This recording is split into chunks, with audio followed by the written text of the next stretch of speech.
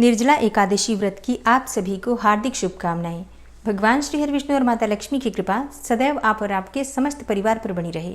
साल की सबसे महत्वपूर्ण, सबसे कठिन और सबसे अधिक फल देने वाली एकादशी, जिसे कहा जाता है निर्जला एकादशी, ज्येष्ठ मास के शुक्ल पक्ष में ये एकादशी आती है।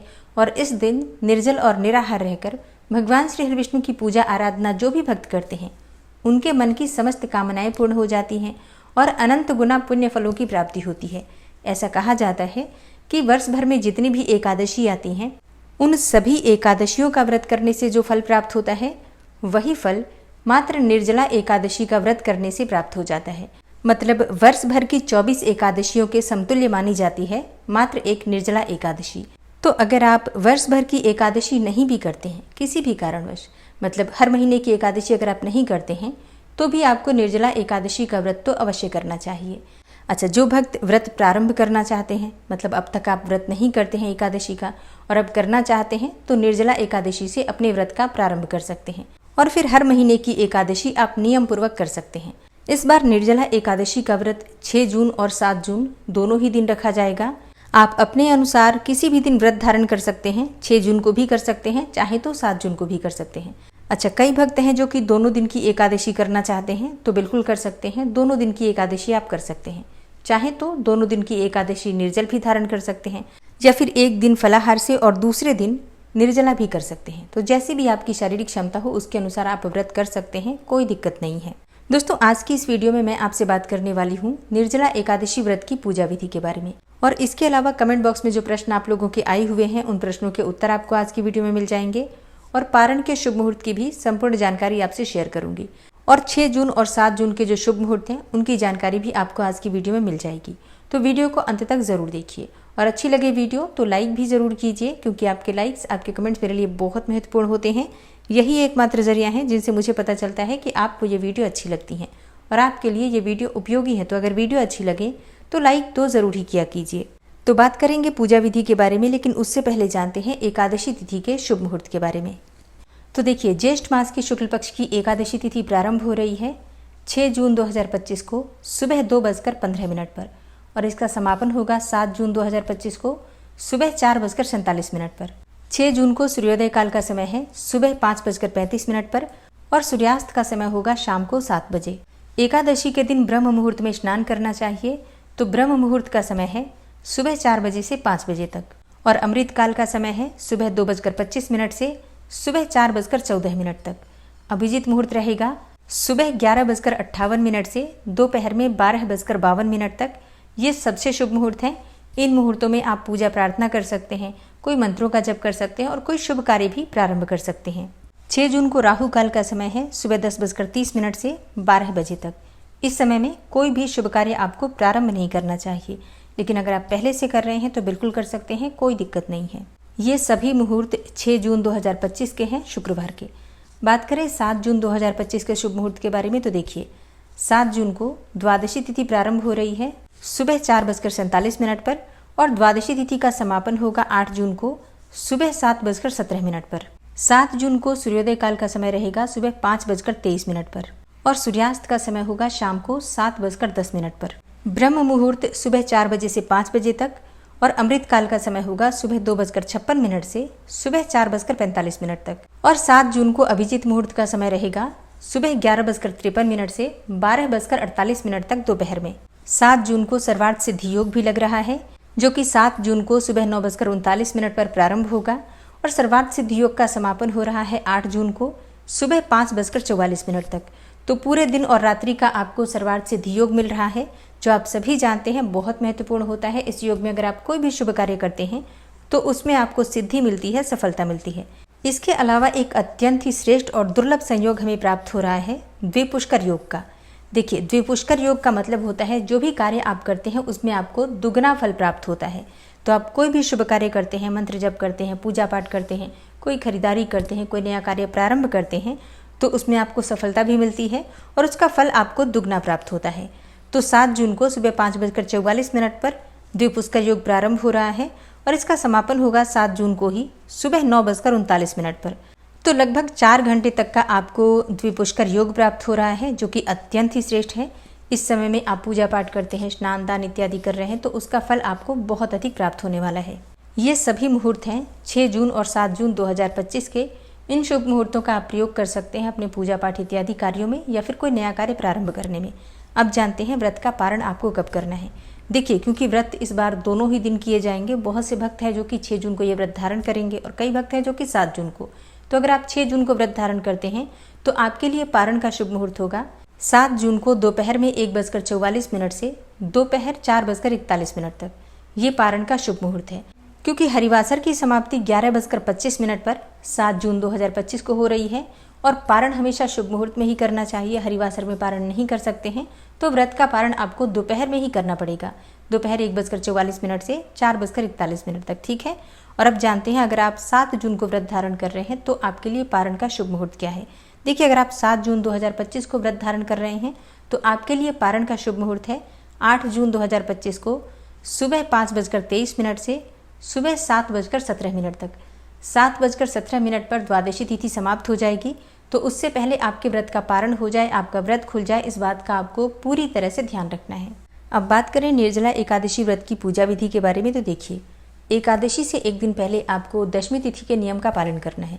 तो अगर आप 6 जून को एकादशी का व्रत करते हैं तो आपको 5 जून को दशमी तिथि के नियम का पालन करना है। और अगर आप 7 जून को एकादशी का व्रत कर रहे हैं तो आपको 6 जून को दशमी तिथि के नियम का पालन करना है। और जो भक्त दोनों दिन की एकादशी कर रहे हैं, 6 जून और 7 जून दोनों दिन की एकादशी अगर आप कर रहे हैं तो 5 जून को दशमी तिथि के नियम का पालन आपको करना है। अब दशमी तिथि के नियम क्या होते हैं, अगर आप हर बार व्रत करते हैं तो आपको पता होगा, लेकिन जो भक्त पहली बार व्रत कर रहे हैं उनके लिए बता दूं, दशमी तिथि के दिन आपको शुद्ध और सात्विक भोजन लेना है, ब्रह्मचर्य का पालन करना है और भूमि पर शयन करना है। एक और चीज का ध्यान रखना है, शाम के समय सूर्यास्त होने के बाद आपको अन्न का और नमक का सेवन नहीं करना है, ठीक है।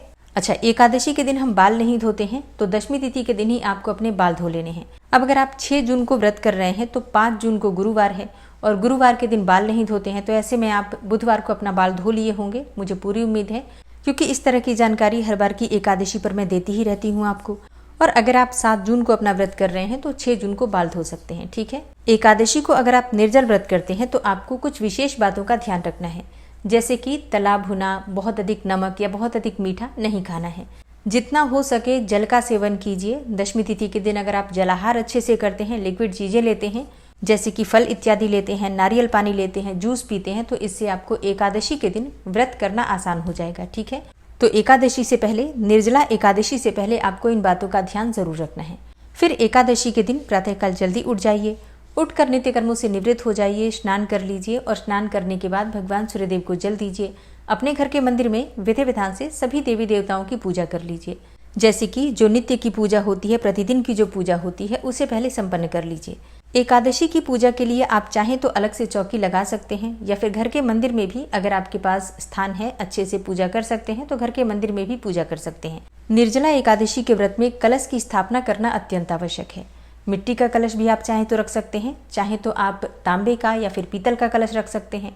अगर ना हो तो आप स्टील का कलश भी रख सकते हैं, कोई दिक्कत नहीं है। लेकिन प्रयास करें अगर मिट्टी का कलश मिल जाता है तो वो ज्यादा अच्छा होगा। तो भगवान श्री हरि विष्णु के समक्ष आपको शुद्ध घी का दीपक प्रज्वलित करना है और भगवान श्री हरि विष्णु के दाईं तरफ आपको कलश की स्थापना करनी है।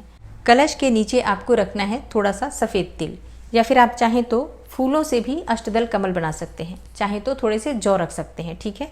चावल का प्रयोग एकादशी की पूजा में नहीं करते हैं, इस बात का आपको ध्यान रखना है। अक्षत में भी हम तिल का प्रयोग करते हैं, ठीक है। कलश की स्थापना करते समय आपको कलश में पहले गंगा जल डालना है, मतलब किसी भी नदी का पवित्र जल डालना है, फिर शुद्ध जल से उसे भर दीजिए। अब उसमें आप सिक्का, सुपारी, हल्दी, थोड़ा सा सफेद तिल और इसमें आपको डालना है एक पुष्प, कोई सा भी पुष्प, पीला लाल जो आपको मिल जाए वही पुष्प आप डाल दीजिए जल के अंदर। इस कलश पर आपको रखना है पंच पल्लव, आम या फिर अशोक के पत्ते रख सकते हैं, ना हो तो पान के पत्ते रख सकते हैं। इसके ऊपर रख दीजिए पूर्ण पात्र, मतलब कोई कटोरी हो, प्लेट हो, उसमें आपको या तो जौ रखना है या फिर सफेद तिल रखना है, मतलब इनमें से जो भी चीजें आपके पास उपलब्ध हो। अब आप चाहें तो इस कलश के ऊपर नारियल रख सकते हैं या फिर दीप कलश की स्थापना कर सकते हैं। जैसे कि हम एकादशी पर अखंड दीप दान करते हैं, तो आप एक दीपक प्रज्वलित करके और इसी कलश के ऊपर रख दीजिए, जो कि 24 घंटे जलता रहे, सुबह से लेकर अगले दिन सुबह तक आपका ये दीपक अखंड रूप से जलता रहे, इसका प्रयास कीजिए। आप चाहे तो तिल तेल का दीप प्रज्वलित कर सकते हैं, चाहे तो शुद्ध घी भी डाल सकते हैं, जो भी आपके पास उपलब्ध हो, ठीक है। कलश की स्थापना करके कलश का पूजन कर लीजिए धूप दीप दिखाकर। इसके बाद भगवान गणपति का ध्यान कीजिए, उनका पूजन कीजिए और अब आपकी पूजा प्रारंभ हो जाती है, भगवान श्री हरि विष्णु की विशेष रूप से पूजा। तो आपको क्या करना है, अगर आपके पास भगवान श्री हरि विष्णु का विग्रह है, जैसे कि लड्डू गोपाल जी हो, भगवान श्री हरि विष्णु का चतुर्भुज स्वरूप हो, या फिर शालिग्राम जी हो, किसी भी स्वरूप में भगवान श्री हरि विष्णु अगर आपके घर में विराजित हैं तो उनका अभिषेक कर लीजिए। धातु का विग्रह है तो पंचामृत से आप अभिषेक कर सकते हैं, फिर जलाभिषेक कर सकते हैं। अच्छा, जिनके पास सिर्फ फोटो है वो अभिषेक का भाव करते हुए, मतलब थोड़े से जल के छींटे देकर अभिषेक का भाव कर सकते हैं। ठीक है, इस प्रकार से भी पूजा होती है और वो पूजा भी पूर्ण मानी जाती है। किसी प्रकार का मन में संशय नहीं रखना है। भगवान का अभिषेक करने के बाद पीले वस्त्र उन्हें अर्पित कीजिए, पीले पुष्पों से उनका श्रृंगार कीजिए, पीले चंदन से श्रृंगार कीजिए और फिर धूप दीप अर्पित करके उनकी विधि विधान से पूजा कर लीजिए। आज के दिन भगवान श्री हरि विष्णु को ऋतु फलों का भोग लगाते हैं। खरबूज, तरबूज, जो इस मौसम के फल होते हैं वो भगवान को अर्पित किए जाते हैं। कहा जाता है कि निर्जला एकादशी पर अगर हम आम का भोग भगवान को लगाते हैं तो इससे हमें बगुले की योनि से मुक्ति मिल जाती है। इसलिए अभी सीजन भी है तो आम का फल हर जगह उपलब्ध है, तो आम का भोग तो अवश्य लगाना चाहिए। पके हुए आमों का, ठीक है, मतलब कच्चे फल नहीं, पके हुए जो आम होते हैं उसका भोग भगवान को अवश्य लगाइए। इसके अलावा जो भी चीज़ें आपके पास उपलब्ध हो भगवान को भोग स्वरूप में अर्पित कीजिए, फिर विधि विधान से भगवान श्री विष्णु की पूजा कीजिए। अब इसके बाद आपको अपने व्रत का संकल्प लेना है। अच्छा, मानसिक रूप से जो संकल्प होता है, जब हम सोकर उठते हैं सुबह एकादशी के दिन, अपने बिस्तर पर बैठे हुए ही भगवान का ध्यान करके हाथ जोड़कर और मानसिक रूप से संकल्प ले लेते हैं कि आज हम निर्जला एकादशी का व्रत धारण करने वाले हैं। तो हे प्रभु, कृपा करना कि ये व्रत निर्विघ्न रूप से हमारा पूर्ण हो जाए। तो मानसिक संकल्प हमारा पहले ही हो जाता है, लेकिन हाथ में जल और पुष्प लेकर जब हम पूजा करते हैं तो विशेष रूप से संकल्प ले लेते हैं ताकि भगवान की विशेष कृपा हमें प्राप्त हो जाए। क्योंकि ये जो व्रत होता है बहुत कठिन व्रत होता है और भगवान की कृपा से ही ये व्रत हमारा निर्विघ्न रूप से पूर्ण हो पाता है। तो इसके लिए हाथ में जल ले लीजिए, पुष्प ले लीजिए, जो भी पुष्प आपके पास उपलब्ध हो, एक सिक्का ले लीजिए और भगवान के सामने हाथ जोड़कर प्रार्थना कीजिए कि आज मैं निर्जला एकादशी का व्रत धारण कर रहा हूँ या कर रही हूँ। हे जगत के पालनहार, हे श्री हरि विष्णु, आप कृपा करें कि ये व्रत मेरा निर्विघ्न रूप से पूर्ण हो और व्रत में, पूजा पाठ में किसी भी प्रकार की भूल चूक जाने अनजाने मुझसे हो जाए तो उसे क्षमा करें और मेरा व्रत, मेरी पूजा स्वीकार करें। इस प्रकार से प्रार्थना कर लीजिए। इसके बाद आपके हाथ में जो सामग्री है भगवान के चरणों में अर्पित कर दीजिए। अब विधि विधान से भगवान श्री हरि विष्णु की पूजा कीजिए, मंत्रों का जप कीजिए और इसके बाद भगवान की आरती कर लीजिए। अच्छा, व्रत का संकल्प लेते समय आपको ध्यान रखना है आप व्रत किस प्रकार से धारण करना चाहते हैं, निर्जल, जलाहार, फलाहार, किस प्रकार से। तो जिस प्रकार से आप व्रत करना चाहते हैं उसी प्रकार से हम व्रत का संकल्प लेते हैं। अगर आपको विश्वास है कि आप पूरे दिन रात्रि 24 घंटे निर्जला एकादशी का व्रत निर्जल रहकर धारण कर सकते हैं, तब तो आप पूरी तरह से निर्जल रहने का संकल्प ले लीजिए। लेकिन अगर आपको अपने मन में संशय है कि शायद आप ना कर पाएं पूरा, तो ऐसे में भगवान से प्रार्थना कीजिए कि जितने समय हो सके मैं निर्जल रहने का प्रयास करूंगा। हे ईश्वर, आप मेरी मदद करें। ठीक है, तो इसमें जब आप जल ग्रहण करेंगे तो आपका व्रत खंडित नहीं माना जाएगा। आप अपना पूरा प्रयास कीजिएगा, जितना समय आपसे हो सके उतने समय निर्जल रहने का प्रयास कर सकते हैं। और अगर आप जलाहार से कर रहे हैं, फलाहार से कर रहे हैं, तो भी भगवान से प्रार्थना कीजिए, उनसे क्षमा प्रार्थना कर लीजिए कि आप इस व्रत को निर्जल रखने में सक्षम नहीं हैं। शारीरिक असमर्थता की वजह से आप ये व्रत निर्जल नहीं कर पा रहे हैं, जलाहार या फलाहार से कर रहे हैं। इस प्रकार से भगवान से प्रार्थना कर लीजिए। तो जिस भी प्रकार से हम व्रत करते हैं उसी प्रकार से व्रत का संकल्प लेना आवश्यक है।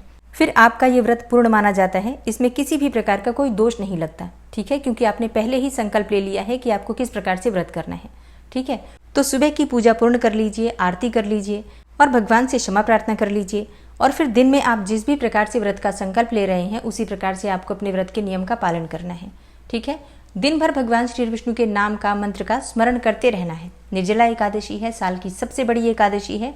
अगर आप पूरे दिन मंत्रों का जप करते हैं, मन में स्मरण करते हैं भगवान का, तभी इस व्रत का संपूर्ण फल आपको प्राप्त होगा। तो इस बात का ध्यान रखना है कि निर्जल रहकर भी आपको भगवान के नाम का स्मरण करना है।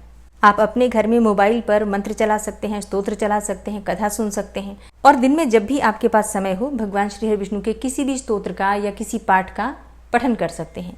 भगवत गीता पढ़ सकते हैं, आप चाहें तो विष्णु सहस्त्र नाम का पाठ कर सकते हैं, गजेंद्र मोक्ष का पाठ कर सकते हैं, अपनी कामना के अनुसार किसी मंत्र का जप कर सकते हैं। जैसे कि अगर आपकी संतान प्राप्ति की कामना है तो आज लड्डू गोपाल की सेवा कीजिए, विधि विधान से उनकी पूजा कीजिए और भगवान श्री हरि विष्णु के संतान गोपाल मंत्र का जप कीजिए। संतान गोपाल मंत्र है, देवकी सुत गोविंद वासुदेव जगतपते देहि मे तनयम कृष्णम त्वामहम शरणम गते। धन प्राप्ति की कामना है, आर्थिक रूप से समृद्ध होना चाहते हैं तो माता लक्ष्मी और भगवान श्री हरि विष्णु की विधि विधान से पूजा कीजिए और वहीं बैठकर भगवान श्री हरि विष्णु को प्रसन्न करने के लिए विष्णु सहस्त्रनाम का पाठ कीजिए और इसके साथ ही कनक धारा श्री सूक्त का पाठ आप कर सकते हैं। चाहे तो माता लक्ष्मी के किसी भी मंत्र का जप कर सकते हैं। ठीक है, तो अपनी कामना के अनुसार आप मंत्रों का जप भी कर सकते हैं, जो भी आपकी कामना हो उसके अनुसार, क्योंकि साल की सबसे बड़ी एकादशी है, किसी भी कामना को पूर्ण करने के लिए सर्वाधिक श्रेष्ठ है और पूरे दिन सर्वार्थ सिद्धि योग रहेगा। तो ऐसे में आपकी की गई प्रार्थना बहुत जल्दी स्वीकार होती है और जिस भी कामना से आप व्रत करते हैं, पूजा करते हैं, आपकी कामना वो पूर्ण होती है, इसमें कहीं कोई संशय नहीं। और एकादशी की रात्रि में जागरण करना अत्यंत आवश्यक होता है, मतलब जागरण के बिना एकादशी पूर्ण नहीं होती है। तो जितना भी समय आपसे हो सके रात्रि जागरण करने का, भजन कीर्तन करने का प्रयास कीजिए। शाम के समय भगवान श्री विष्णु के सामने फिर से शुद्ध घी का दीपक प्रज्वलित कीजिए, फिर विधि विधान से उनकी पूजा कीजिए। अभिषेक शाम को नहीं करना है, बाकी की पूजा सुबह की तरह ही आप कर सकते हैं, भोग लगा सकते हैं और मंत्रों का जप कर सकते हैं, धूप दीप अर्पित कर सकते हैं, पुष्प अर्पित कर सकते हैं। ठीक है, शाम की पूजा बिल्कुल सुबह की तरह ही करनी है। रात्रि में जितना समय हो सके जागरण का प्रयास कीजिए और फिर अगले दिन ब्रह्म मुहूर्त में उठकर स्नान इत्यादि से निवृत्त होकर और भगवान श्री विष्णु की विधि विधान से पूजा करके सूर्यदेव को जल देकर, फिर तुलसी में जल देकर तुलसी की विधि विधान से पूजा करने के बाद आप स्वयं भी शुभ मुहूर्त में व्रत खोल सकते हैं। ठीक है, पारण करते समय सबसे पहले भगवान श्री हरि विष्णु का चरणामृत ही ग्रहण करना होता है। भगवान श्री हरि विष्णु के चरणामृत में आपको तुलसी का पत्ता डालना है और अपने दाहिने हाथ की हथेली में आपको चरणामृत और तुलसी का पत्ता लेना है और इसे निगलकर आपको अपना व्रत खोलना होता है। इसके बाद आप शुद्ध और सात्विक भोजन बनाते हैं, भगवान श्री विष्णु को अर्पित करते हैं और फिर स्वयं भी शुभ मुहूर्त में अपना व्रत खोलते हैं। लेकिन अपना व्रत खोलने से पहले किसी ब्राह्मण को भोजन कराना चाहिए, ऐसा शास्त्रों का विधान है। बिना ब्राह्मण को भोजन कराए व्रत का संपूर्ण फल मिलता ही नहीं है, तो दान करना आवश्यक है या फिर ब्राह्मण को भोजन कराना। तो जैसे भी संभव हो, अगर कोई ब्राह्मण मिल जाता है आपको सुबह सुबह, तो आप उन्हें बुलाकर घर में सम्मान के साथ भोजन करा सकते हैं, दान दक्षिणा दे सकते हैं और इसके बाद अपना व्रत खोल सकते हैं। और अगर ब्राह्मण नहीं मिल रहे हैं तो ऐसे में आपको ब्राह्मण के निमित्त भोजन की कच्ची सामग्री निकालना है, इसमें दक्षिणा स्वरूप कुछ पैसे रख दीजिए और इसके बाद शुभ मुहूर्त में आप स्वयं भी अपना पारण कर सकते हैं, भोजन कर सकते हैं। और अब बात करते हैं आपके कुछ प्रश्नों के बारे में। पहला प्रश्न है कि अगर हम निर्जला एकादशी का व्रत निर्जल रहकर धारण कर रहे हैं तो हम जल तो नहीं पिएंगे, लेकिन क्या हम फल इत्यादि खा सकते हैं? देखिए, जब हम जल ही नहीं पी सकते हैं तो फिर फल कैसे खा सकते हैं? निर्जला एकादशी का व्रत है ये। वर्ष भर की बाकी जो एकादशी होती हैं उसे हम फलाहार से करते हैं, फल इत्यादि लेकर करते हैं। और निर्जला एकादशी में जल और फल मतलब किसी भी चीज को हम ग्रहण नहीं करते हैं, बिल्कुल निर्जल और निराहार रहकर ये व्रत करते हैं और तभी इसे निर्जला कहा जाता है।